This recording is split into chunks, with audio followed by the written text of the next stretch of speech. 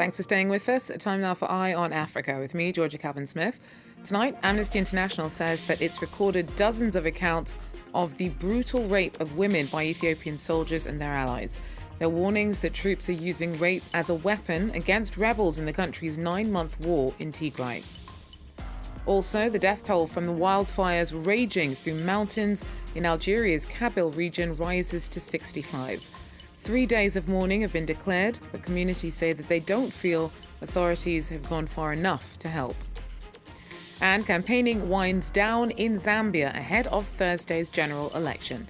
It's likely to be a close race as President Edgar Lungu faces off against the opposition's Hakainde Hichilema for the third time.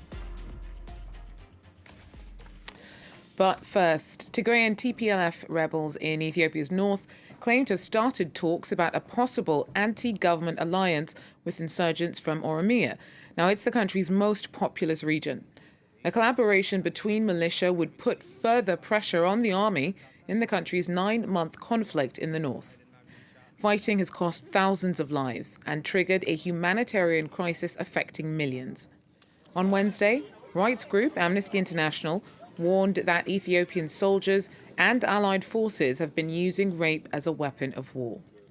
Investigators believe dozens of women were abused in order to humiliate the Tigrayans.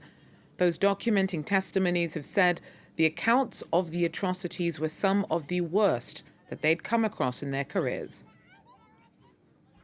We've been able to collect the information about the sexual violence committed within the Tigray region of Ethiopia by all the forces that have been operating, the Ethiopian government forces and the allied militias, as well as the Eritrean forces that have been operating in support of the Ethiopian army in the region.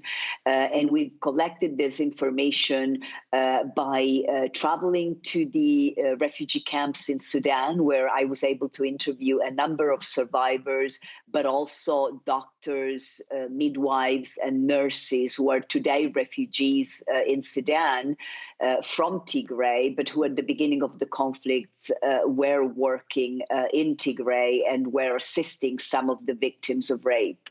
As well, we interviewed dozens and dozens of women and girls, as well as humanitarian and medical workers in Tigray by phone, because the Ethiopian government has not allowed Amnesty International or any other international human rights organization or any other investigators into Tigray since the beginning of the conflict.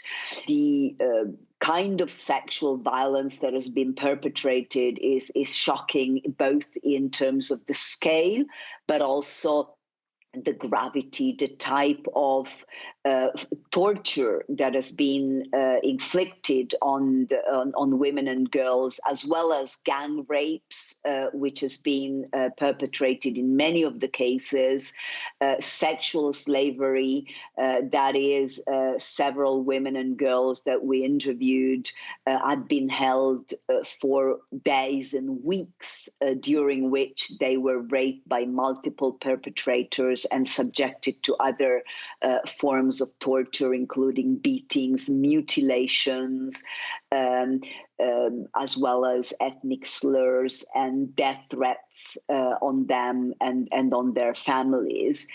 We're not talking about isolated cases or about some rotten apples in within the forces, but rather that all the forces that were operating on behalf of the Ethiopian government in the Tigray region clearly felt right from the beginning and throughout the conflict that they could carry out such atrocities with absolute impunity. Sudan's agreed to hand jailed former leader Omar al-Bashir over to the International Criminal Court to face charges of genocide, war crimes and crimes against humanity. The 77-year-old has been wanted by the court in The Hague for more than a decade over the killings of 300,000 people in the region of Darfur, where conflict erupted in 2003. Now, it's not clear whether Bashir will be extradited or remain in Sudan to face trial. He ruled the country for 3 decades before being ousted in 2019 and is currently in jail in Khartoum. And Algeria will begin 3 days of mourning on Thursday to honour the 65 lives lost in fires ravaging mountain forests and villages in the region of Kabylie. At least 28 of the victims were soldiers. The blazes began on Monday and have since devastated communities. Devastation as far as the eye can see. For days, these fires have torn across parts of northern Algeria, causing death and destruction, especially in the inland Kabylie region. Dozens of people have died and hundreds were forced to flee their homes. And after the initial shock, survivors and the displaced have now become overwhelmed with anger against authorities, who they say have been completely absent. النار لهبت كاع الدنيا كامله وكيما نقولوا الدوله ما حركتش حتى ساكن الدوله ما درت والو كاين غير لي بومبي جا كاميو واحد والشعب كوم الشعب تسمى ما طفاش النار الديار يتحرقوا فهمتي. Government officials say they suspect widespread arson, with the ongoing heat wave making the situation even worse. Everyday Algerians have taken to social media to donate aid to the hard-hit regions. Meanwhile, NGOs have begun deploying to the area. The Algerian Red Crescent volunteers intervened by bringing sanitary assistance and first aid gestures to the benefit of the fire victims. There's also distribution of food and water. All rescued families have been taken in charge. On Wednesday, France said it would be sending 2 firefighting planes to Algeria to help authorities there tackle the fires. Campaigning ended in Zambia on Wednesday on the eve of the country's general election. Altogether, 16 candidates will be vying to unseat incumbent Edgar Lungu. At his final rally, he highlighted massive investment in infrastructure under his tenure. But after 6 years in power, the cost of those developments and the country's economic troubles may have somewhat undermined his platform. Edgar Chagwa Lungu was still a political novice when he joined Michael Sata's government to become defense minister in 2013.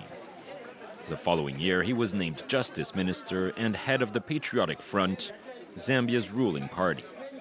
In 2014, Lungu became acting president after Sata fell prey to a grave illness. And when the head of state passed away, Lungu was elected to replace him and see out the rest of his mandate. Having gotten some experience at the helm of the country, Edgar Lungu ran for his first full presidential term in 2016. I was on probation for 1 year, 6 months, and I think I've done very well. Those who didn't know me, now they know me. Those who didn't like me, now they like me. Lungu narrowly won the election despite accusations of fraud by his rival, Hakainde Hichilema, which were ultimately rejected by the courts. Under Lungu's presidency, Zambia launched a series of large-scale infrastructure projects, including the construction of roads, schools, and hospitals. But these massive investments also fueled criticism of the president, who's been accused of financial mismanagement and of borrowing excessively from the Chinese. As the country struggled to pay back its debts, the COVID-19 pandemic dealt another blow to the economy, sparking ballooning inflation and sending the national currency plummeting to record lows. Despite Zambia's financial woes, Lungu still believed he was the man to lead the country out of the crisis, as he decided to run for another term in office. Well, Lungu's main rival is a veteran of the electoral race. Hakainde Hichilema has run for office 6 times. The billionaire accuses the president of having failed the many in the country facing economic hardship.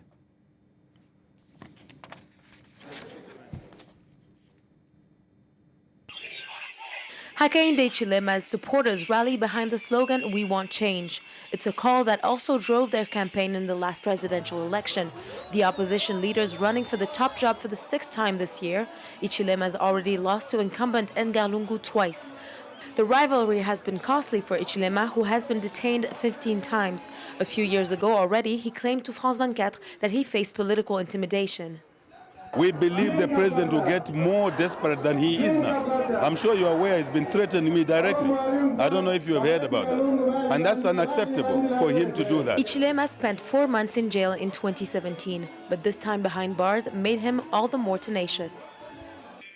Hichilema was brought up in a rural, modest environment, but went on to study economics before becoming one of the most influential businessmen in Zambia. The entrepreneur owns multiple ranches and has invested in several hospitality ventures. Hichilema is one of the richest men in southern Africa. From his mansion in Lusaka, the presidential candidate insists that he is not motivated by greed and isn't afraid of losing. Accepting defeat is not an issue of accepting or not accepting. It's an issue of having free, fair, credible elections. Those are the issues we've been talking about for years. In 2016, Hichilema accused the Electoral Commission of fraud. This time around, he says international observers should take a tougher line. The international community must not see these as just by-the-way things. There's an election in Zambia, they pop around, then they go away, then they write, no. There was a reasonably free and fair election to keep stability. Let's move on. You actually create trouble. Hichilema has been running the opposition UPND for 15 years. This time around, an alliance of 10 parties is also backing his bid for change. Well, that's it for Eye on Africa. Thanks for joining us. Do so again if you can. Take care.